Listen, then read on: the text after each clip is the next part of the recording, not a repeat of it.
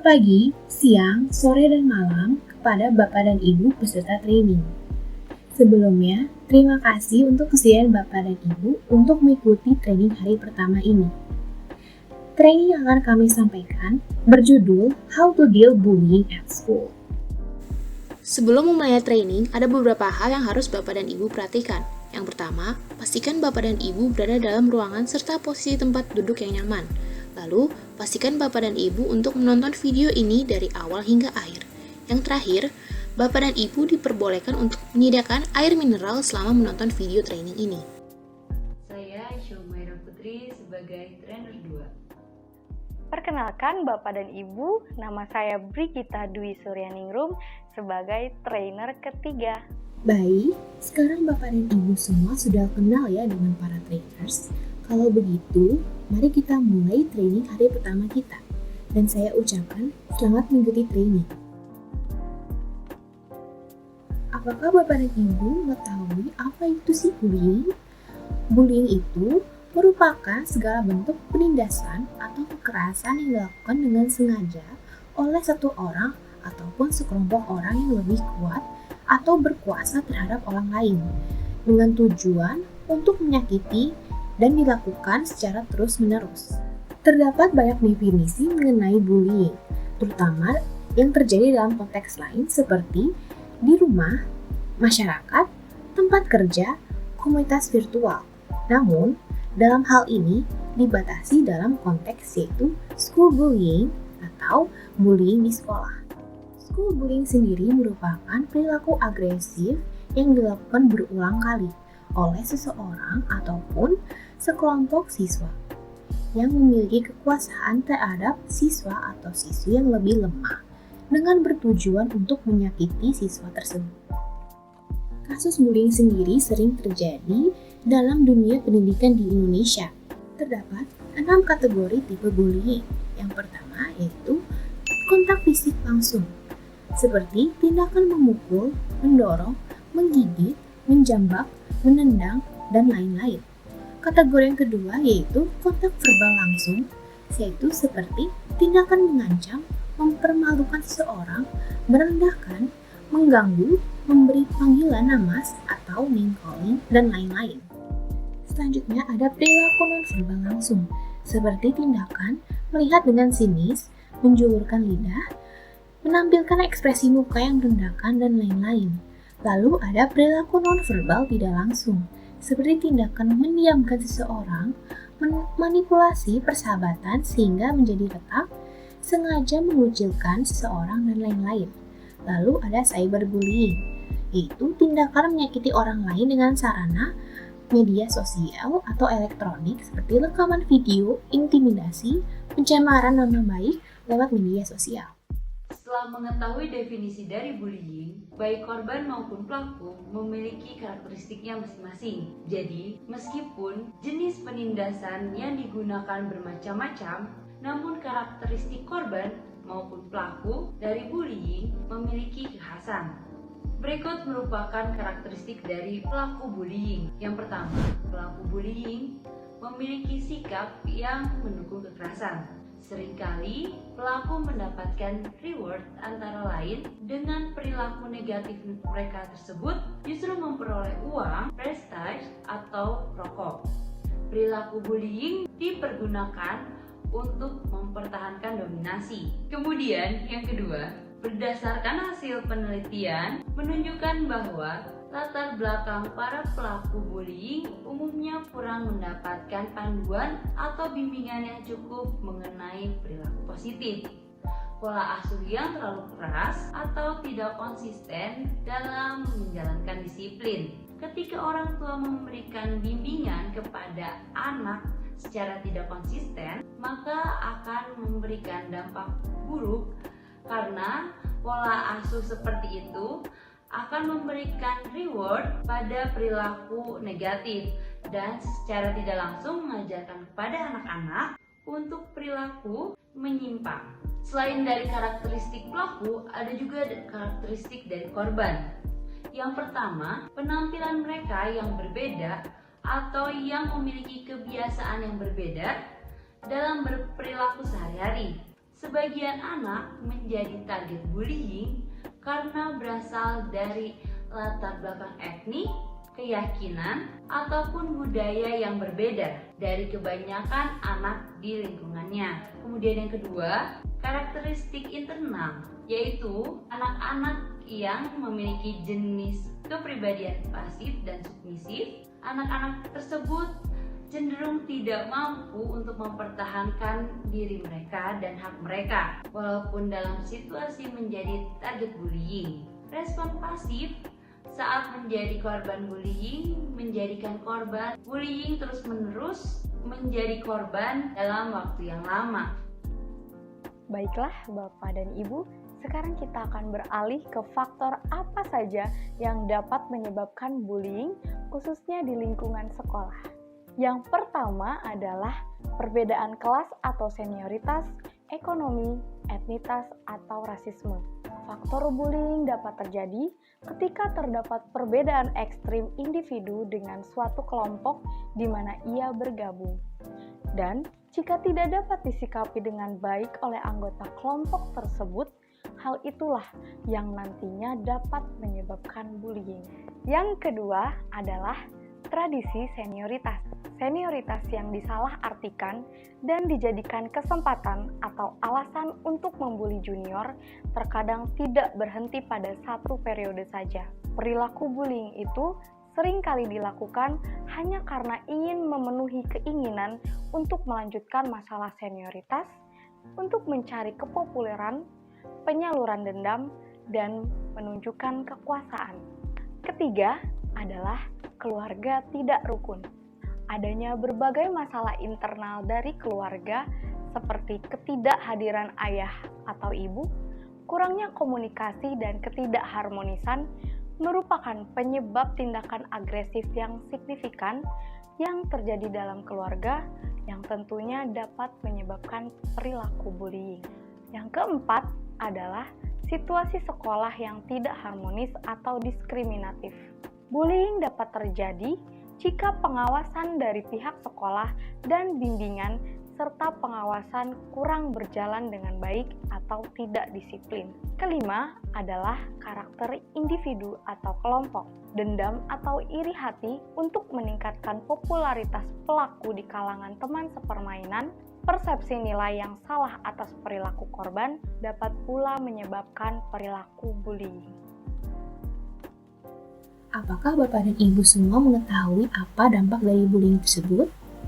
Nah, dampak dari bullying ini dapat mengancam setiap pihak yang terlibat, baik dari anak yang dibully maupun anak yang membuli. Dampak bagi korban tidak hanya mendapatkan lebam-lebam ataupun luka di seluruh tubuhnya, tetapi korban juga bisa mengalami depresi, emosi yang tidak terkontrol seperti marah-marah, sering sedih, ataupun gelisah. Lalu dalam sisi akademisnya, korban akan mengalami prestasi akademis yang menurun. Lalu apa sih dampak bagi pelaku bullying ini? Dalam melakukan bullying secara terus-menerus, pelaku akan beranggapan bahwa mereka memiliki kekuasaan terhadap keadaan. Jika dibiarkan secara terus-menerus tanpa ada intervensi, perilaku bullying ini dapat menyebabkan terbentuknya perilaku yang baru, berupa kekerasan terhadap anak ketika pelaku sudah dewasa, dan juga adanya perilaku kriminal lainnya. Baik Bapak dan Ibu, sebelum kita melanjutkan materi, kita terlebih dahulu melakukan peregangan. Bapak dan Ibu dipersilakan untuk mengikuti pergerakan yang ada di video sebagai berikut.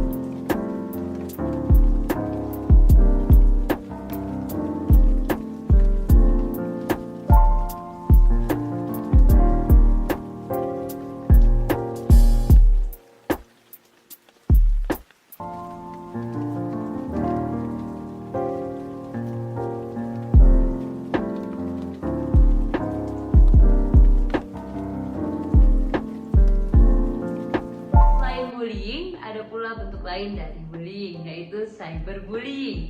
Cyberbullying terjadi ketika mereka tidak berhadapan atau bullying yang terjadi pada komunikasi secara daring. Cyberbullying menggunakan internet sebagai media interaksi sosial dan komunikasi. Di sisi lain, banyak aplikasi yang tersedia melalui internet sehingga hal itu juga berimplikasi terhadap efek adiksi terhadap internet.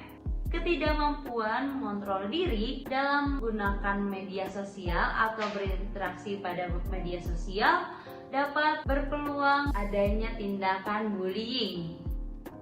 Selanjutnya, setelah Bapak dan Ibu tadi sudah mengetahui definisi dari bullying, karakteristik, dampaknya, serta apa itu cyberbullying, sekarang saya akan menjelaskan bagaimana cara menangani perilaku bullying di lingkungan sekolah serta pencegahan dari cyberbullying.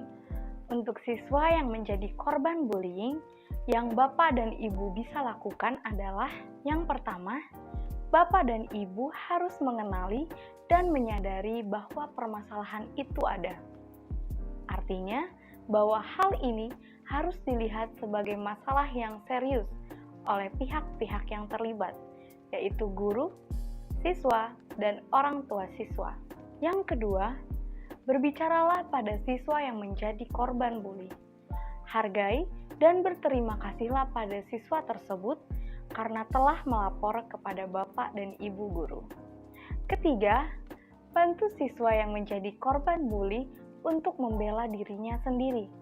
Yakinkan bahwa dia bisa mengatakan tidak suka jika dikerjai oleh teman-temannya. Keempat, jika perlu, carilah bantuan dari pihak eksternal. Ketika Bapak dan Ibu menghadapi masalah yang parah atau signifikan, yang Bapak dan Ibu sendiri tidak ketahui cara mengatasinya, laporkan kepada guru konseling sekolah ataupun kepada psikolog.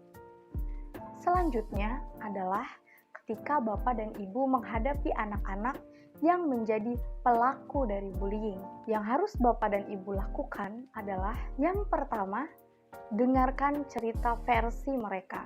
Yang kedua, bantu mereka dengan memahami alasan di balik perilaku bullying mereka, seperti apakah mereka punya masalah di rumah, kurangnya perhatian, atau pengalaman bullying sebelumnya, dan lain sebagainya.